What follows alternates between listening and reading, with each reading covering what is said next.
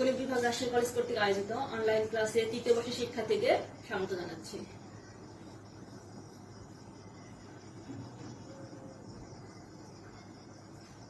দেখো, আজকে ক্লাসটি তোমাদের জন্য খুবই গুরুত্বপূর্ণ এই কারণে যে আমরা মোটামুটি কার্ভস ইন স্পেস মোটামুটি প্রায় শেষ করেছি। কিছু প্রবলেম আছে, আমরা পরবর্তীতে করব। আজকে এই প্রবলেমটি করার পরে আমি সারফেস শুরু করব, এরপরে সারফেসের কিছুটা পড়ে এরপরে কার্ভস ইন স্পেস থেকে পরবর্তীতে আরো কিছু আমরা প্রবলেম করব। ঠিক আছে, আশা করি তোমরা আজকের ক্লাসটা সম্পূর্ণ শুনবে। তাহলে দেখো, বোর্ডে একটি প্রবলেম লিখে রেখেছি আমি, খেয়াল করে একটু। If t be the radius of torsion of the helix x is equal to 3 cos of z by 4, y is equal to 3 sin z by 4, then show that 40 minus 25 is equal to 0. অর্থাৎ কোন এই একটা হেলিক্সের equation দেওয়া আছে এবং বলা আছে যে এই হেলিক্সের টরশনের ব্যাসার্ধ অর্থাৎ রেডিয়াস অফ টরশন হচ্ছে t। তাহলে আমাদের প্রমাণ করতে হবে 40 minus 25 is equal to 0। এখন তোমাদের মনে আছে কিনা দেখো, যে টরশন বলতে আমরা কি বুঝি, এর আগে করেছি আমরা, পূর্বে এর আগে আমাদের করা হয়েছে। টরশনকে আমরা কি সিম্বল দিয়ে মিন করি? টান। ঠিক আছে, এবং এর যে ব্যাসার্ধ সেটাকে আমরা কি দ্বারা মিন করতাম? সেটা হচ্ছে রো দ্বারা। কিন্তু এখানে এই রোর পরিবর্তে বলা হচ্ছে টি। ঠিক আছে, এটা খেয়াল করবে। আমাদের এখানে টি বা টি এর পরিবর্তে অন্য যে কোনো কিছু যদি বলে দেয় যে হেলিক্স এর টরশনের ব্যাসার্ধ টি, তাহলে আমরা সেই অনুযায়ী কাজ করবো। অর্থাৎ রো এর পরিবর্তে শুধু একই সেম সবকিছু থাকবে, শুধুমাত্র রো এর পরিবর্তে কি ইউজ করবো? টি, বা যা অন্য কিছু কোনো সিম্বল যেটা দেওয়া থাকবে সেটা ব্যবহার করবো। ঠিক আছে, তাহলে এখন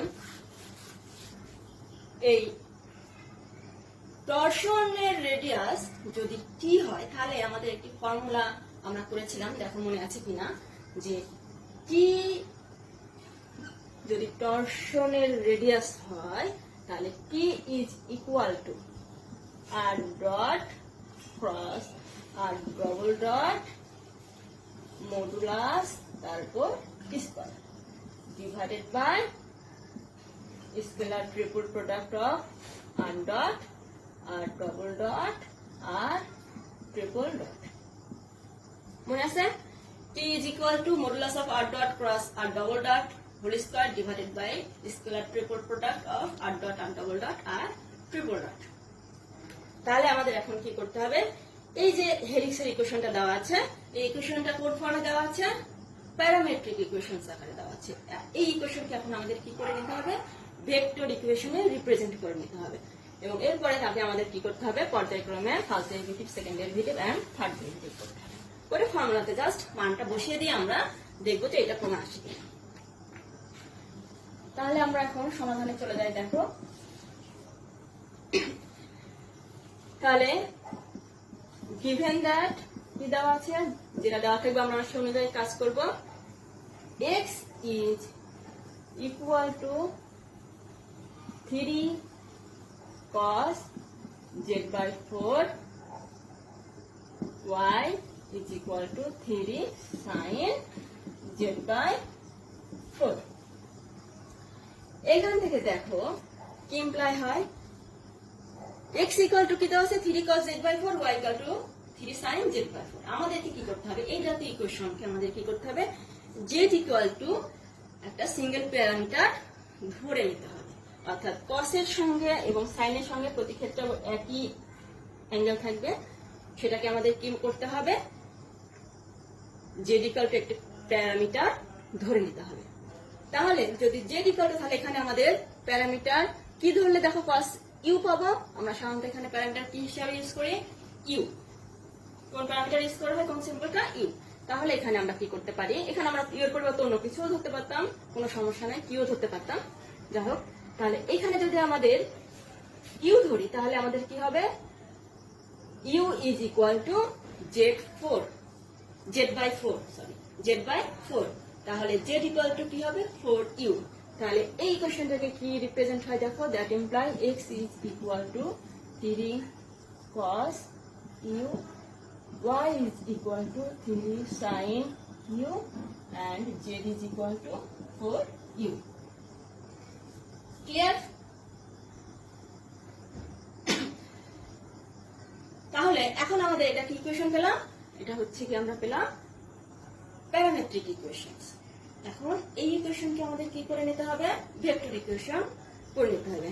তাহলে whose vector equations is, whose vector equation is কি হবে, r is equal to 3 cos u, 3 sin u, 4u। একটা জিনিস খেয়াল করবে তোমরা, কিন্তু দেখি এই আগে আমি দেখেছি সবসময় এই ভেক্টর ইকুয়েশন লিখতে ফার্স্ট ব্র্যাকেটটা অনেক সময় দাও না, কিন্তু ভেক্টর ইকুয়েশন হলে অবশ্যই এই ফার্স্ট ব্র্যাকেটটার ভেতরে আমাদের এগুলো লিখতে হবে। এই ফার্স্ট ব্র্যাকেট এর মিন্স এখানে কি হচ্ছে, r equal to 3 cos u i plus 3 sin u j plus 4z k, আমরা সেটাকে ফার্স্ট ব্র্যাকেট দিয়ে এভাবেও লিখতে পারি, ঠিক আছে। এখন আমাদের ফর্মুলাটা একটু আগে যে লিখেছিলাম দেখো, সেখানে কি কি বের করতে হয়েছিল, এই ভেক্টর ইকুয়েশনের first derivative, second derivative and, sorry আমি এখানে দেখো জেড লিখেছি ভুলে, এটা কিন্তু ইউ, ঠিক আছে। Okay, first derivative, second derivative and third derivative করতে হবে।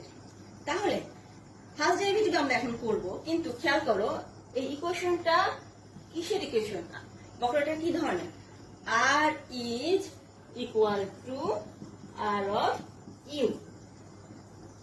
এখন r equal to r of u যদি বক্ররেখা হয়, তাহলে এই ক্ষেত্রে যদি আমরা ডেরিভেটিভ করি, তাহলে আমরা জানি এর সাথে ডেরিভেটিভ করলে কি হয়, r ডট। তাহলে সুতরাং আমরা কি লিখতে পারি, r ডট, r ডট বলতে এটা ফার্স্ট ডেরিভেটিভ বোঝাবে এখানে, ইজ ইকুয়াল টু, তাহলে cos u কে ডেরিভেটিভ করলে কি হয়, মাইনাস sin u, তাহলে minus 3 sin u, 3 sin u means 3 cos u, এখানে 4। এরপরে আসলো আমাদের সেকেন্ড ডেরিভেটিভ, সেকেন্ড ডেরিভেটিভ মানে আর এর মাথার উপরে দুটো ফোঁটা ইকুয়াল টু, তাহলে sin u কে ডেরিভেটিভ করলে কি হয়, cos u, অর্থাৎ এখানে মাইনাস 3 cos u, কমা এখানে cos u কে করলে মাইনাস, তাহলে minus 3 sin u, 4 constant that is 0, আর triple dot is equal two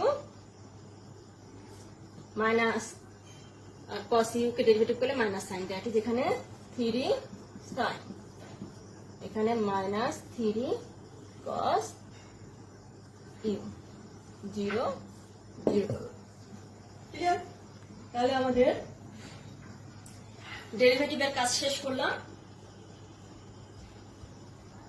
খুবই। এরপরে এখন আমাদের কি করতে হবে, খুবই সহজ, আমাদের যে ফর্মুলায় ব্যবহার করেছিলাম সেখানে আমাদের কি ছিল, r dot cross r double dot. তাহলে আমরা এখন r dot cross r double dot করি না, r dot cross r double dot is equal two, আমরা এখানে ডিটারমিনেন্টের সাহায্যেও লিখতে পারি, আদারওয়াইজ যদি এই দুটো ইকুয়েশন থেকে সরাসরিও করে দিতে আমরা পারি তাহলেও কোনো সমস্যা নাই, অথবা যদি নির্ণায়ক আকারে যদি আমরা লিখে দিই এরকম i j k, তারপরে এখানে r ডট মানে কি, minus 3 sin u, 3 cos u, 4, আর r ডবল ডট হচ্ছে মাইনাস 3 cos u আর মাইনাস 3 sin u, 4, সরি 0, ঠিক আছে। এখন আমাদের কি করতে হবে,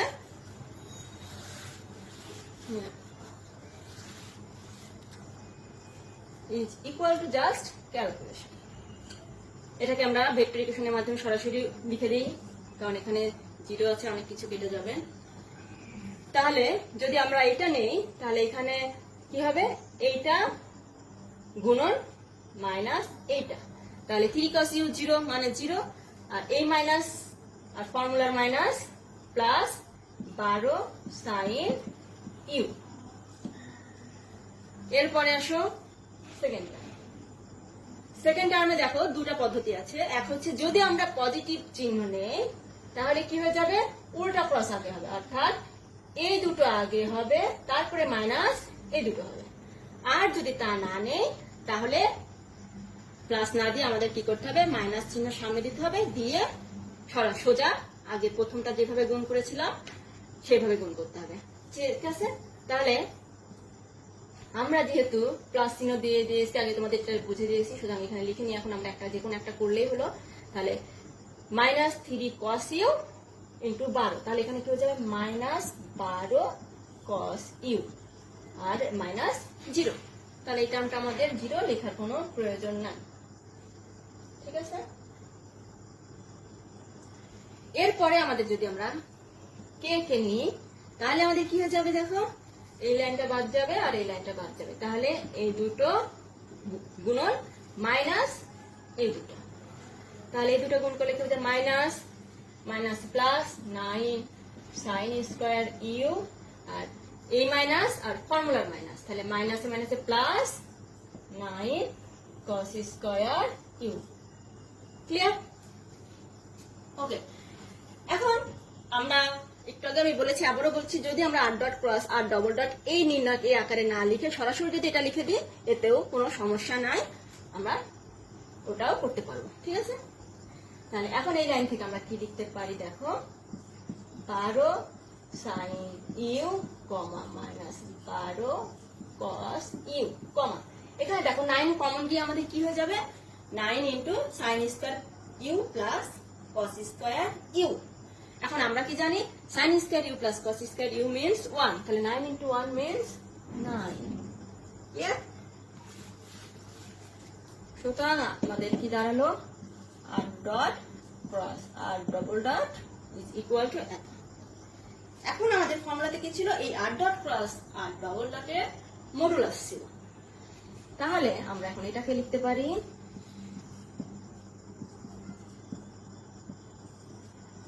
এত ইজ ইকুয়াল টু, কি লিখতে পারি দেখো তো,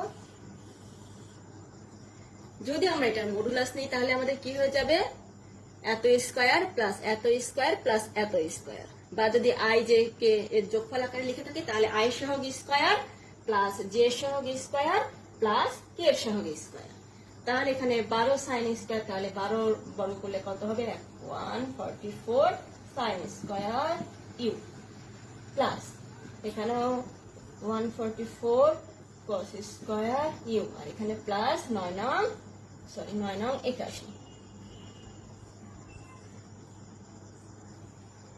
বুঝা গেল?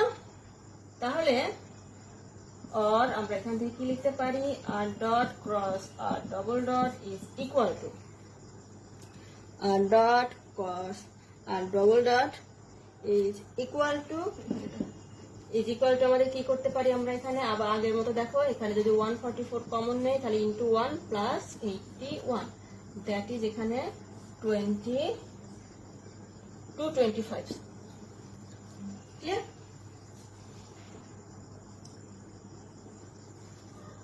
এখন আমাদের কি করতে হবে, এটার বর্গ করে নিতে হবে।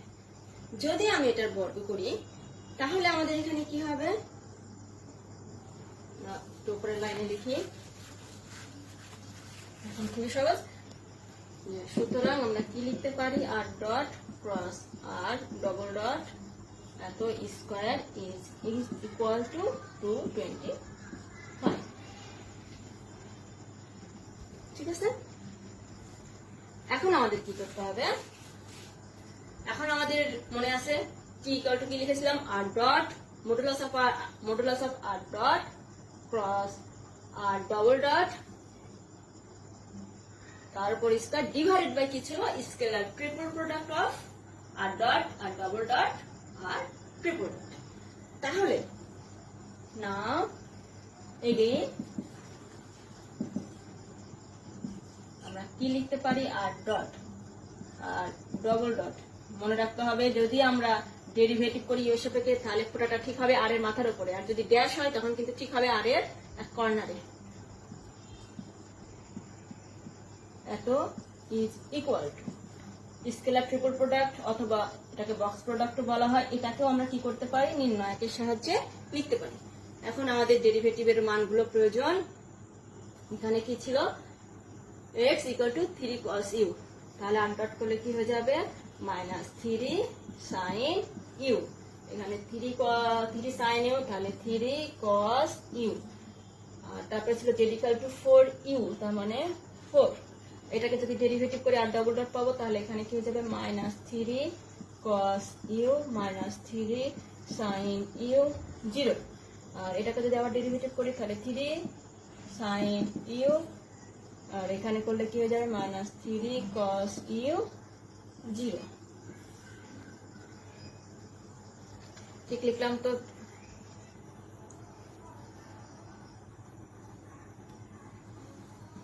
ওকে, তাহলে এখন আমাদের এটাকে কি করতে হবে নির্ণায়ক জাস্ট এটাকে বিস্তার করতে হবে।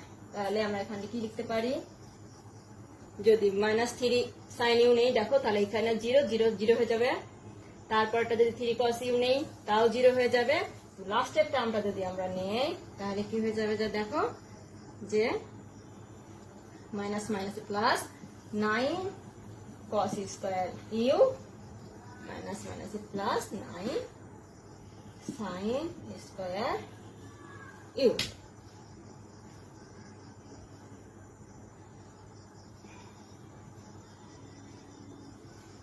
ইনটু আমাদের কি হয়ে যাবে 4, আচ্ছা 4টা সামনে লিখি, is equal to 4 into 9 অর্থাৎ 36, মানে এখানে 9 যদি আমরা কমন নিই তাহলে sin square u plus cos square u means 1। ওকে, এখন আমরা মানগুলো পেয়ে গেলাম। কি করতে হবে এখন আমরা ফর্মুলাটা লিখব, লিখে সেখানে এই মানগুলো বসিয়ে দেব। তাহলে একটা পেলাম 225 আর একটা পেলাম 36। নাও if t be the radius of torsion, then we know t is equal to কি modulus of r dot cross r double dot square divided by scalar triple product of r dot r double dot r triple dot। ঠিক আছে, এখন এখানে মানটা just বসিয়ে দেই, উপরে আমার 225 আর is equal to 225 divided by 36, কাটাকাটি করলে তো 4 9 36, আর উপরে 9 দুগুণ, উপরে হবে 9 দুগুণ 18, 5 9 45, অর্থাৎ 25 divided by 4 9 36।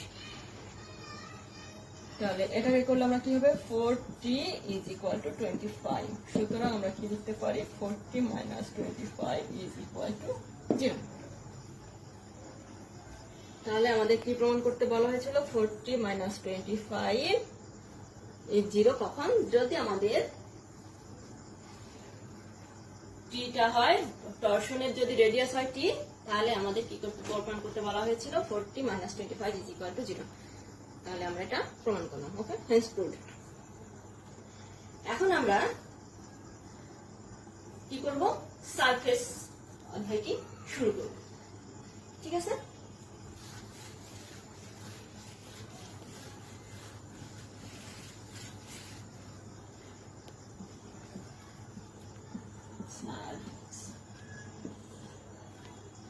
সারফেস বলতে আমরা মোটামুটি সবাই বুঝি, সবাই জানি আমরা।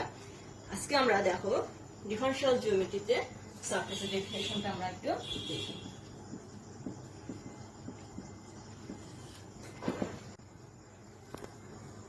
দেখো a surface is said to be locus of a point, locus of a point whose Cartesian coordinates are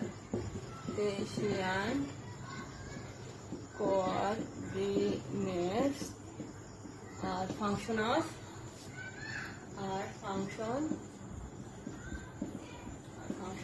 of two independent variables.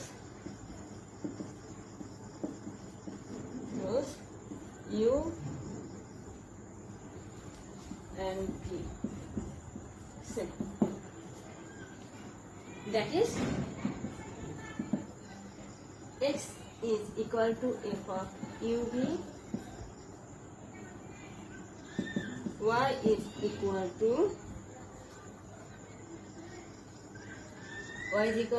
fg of uv, z is equal to s of uv. অর্থাৎ আমরা কি বললাম দেখো, সারফেসটা কি, কোন একটা বিন্দুর সঞ্চার পথ যার কার্টেসিয়ান কোঅর্ডিনেটস দুইটা independent variables u and v এর ফাংশন। এখানে ইউ ভিটা আমাদের ধরা, অন্য যে কোনো কিছু আমরা যদি ধরি, অন্য দুটা ইন্ডিপেন্ডেন্ট ভেরিয়েবল ধরি, এটা কোনো সমস্যা নেই, কিন্তু আমরা এখানে ইউ ভি ধরলাম। ঠিক আছে,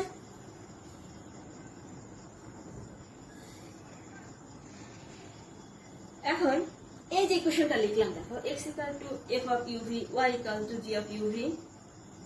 এখানে এটা কিন্তু v, u আর v এক হয়ে গেছে মনে হচ্ছে আমার, খেয়াল করো। তাহলে এই ইকুয়েশনটা আমরা কি বলতে পারি, এটা হচ্ছে কি সারফেসের parametric equations, which are called the parametric equations, which are called the parametric equations. এটাকে আমরা ফ্রিডম ইকুয়েশনস বলতে পারি অফ এ সারফেস। ক্লিয়ার? এখন এটা তো আমরা দেখলাম সারফেসের প্যারামেট্রিক রিপ্রেজেন্টেশন। এখন যদি আমরা একটা ভেক্টর ইকুয়েশনের মাধ্যমে এটাকে সংজ্ঞায়িত করতে, তাহলে কি বলবো, কোন একটা বিন্দু সঞ্চার পথ কে আমরা সারফেস বলবো যদি তার পজিশন ভেক্টর দুটি স্বাধীন পরামিতি ইউভি এর ফাংশন। বোঝা গেল? কোন একটা বিন্দুর সঞ্চার পথকে আমরা সারফেস বলবো যদি তার পজিশন ভেক্টর কিসের ফাংশন হবে, দুটি স্বাধীন পরামিতি ইউভি এর ফাংশন। তাহলে যদি পজিশন ভেক্টর আর হয় আর প্যারামিটার যদি ইউভি হয়, তাহলে আমরা এটাকে ভেক্টর রিপ্রেজেন্টেশন কি লিখতে পারি, ইউভি। তাহলে সারফেসের ভেক্টর রিপ্রেজেন্টেশন ভেক্টর ইকুয়েশনটা কি, R is equal to R of UV. এই ইকুয়েশনকে কিন্তু বলা হয় গসিয়ান ফর্ম। ঠিক আছে, এই ইকুয়েশনে ভেক্টর রিপ্রেজেন্টেশনটাকে কি বলা হয়, যে গসিয়ান ফর্ম। এখন এখানে আরেকটা কথা, এর আগে যে ইকুয়েশনটা লিখলাম আমি বলতে ভুলে গিয়েছি, দেখো ওই ইকুয়েশনটাকে কিন্তু আমরা কি ধরনের ইকুয়েশন বলতে পারি, এক্সপ্লিসিট ইকুয়েশন। মনে আছে কিনা, আমরা দেখো এর আগে আমরা অন্যান্য ইয়ারে এক্সপ্লিসিট ইকুয়েশন, ইমপ্লিসিট ইকুয়েশন কাকে বলে তা আমরা জেনেছি। আজকে আমি একটু তুলে ধরছি। আবার দেখো y is equal to f of x, এই ইকুয়েশনটা কি ইকুয়েশন, এক্সপ্লিসিট। অর্থাৎ এখানে y কে এবং x কে আলাদা করে y কে x এর ফাংশন হিসেবে লেখা যাচ্ছে, বা যদি x হিসেবে যদি f of y লিখি সেটাও আমাদের এক্সপ্লিসিট ফাংশন হবে। আর ইমপ্লিসিটটা কি ধরনের ফাংশন, যদি আমাদের কোনো ফাংশন x এর একই সঙ্গে সম্পর্কযুক্ত অবস্থায় থাকে, তাহলে এই ধরনের ইকুয়েশনকে আমরা কি বলি, ইমপ্লিসিট। ঠিক আছে, তাহলে একটু আগে যে আমি প্যারামেট্রিক ইকুয়েশন লিখেছিলাম সারফেসে, সেই সারফেস ইকুয়েশনটা কি ধরনের ইকুয়েশন ছিল, এক্সপ্লিসিট ইকুয়েশন ছিল। ওই ইকুয়েশন গুলা থেকে যদি আমি ইউভি কে এলিমেন্ট করতে পারি, তাহলে সারফেসের এই ধরনের ইকুয়েশন পাওয়া যাবে, ইজ ইকুয়াল টু 0। এটা আমাদের এখানে এটার জন্য কি দরকার নাই, আমাদের এটা কার্ভের ক্ষেত্রে আমরা এর আগে অন্যান্য ইয়ারে করে এসেছি, এটা কিন্তু থ্রি ডাইমেনশনের ক্ষেত্রে নয়, এটা দেখতে পাচ্ছ ওখানে আমরা দুই চলকের ক্ষেত্রে দেখালাম আমি জাস্ট।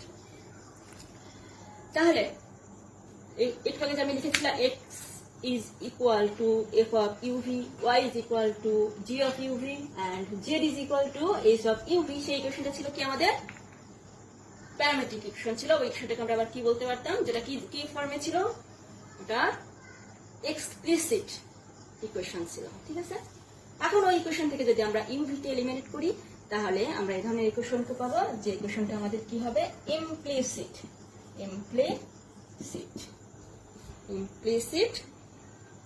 ইকুয়েশন। এখন এই ইকুয়েশন থেকে আমরা যদি এই ইকুয়েশনটাকে এইভাবেও রিপ্রেজেন্ট করা যায়, আমরা পরবর্তীতে অবশ্য দেখব যে এই ফর্মটাকে কি বলা হয়। এর আগে আমরা যে ভেক্টর ইকুয়েশন এর এটাকে যেটা দেখলাম, এটা হচ্ছে কি form, Gaussian form, GAU Gaussian form. আর এই ধরনের ফর্মটাকে আমরা কি বলবো, এটা হচ্ছে মংস ফর্ম অফ সারফেস, ঠিক আছে।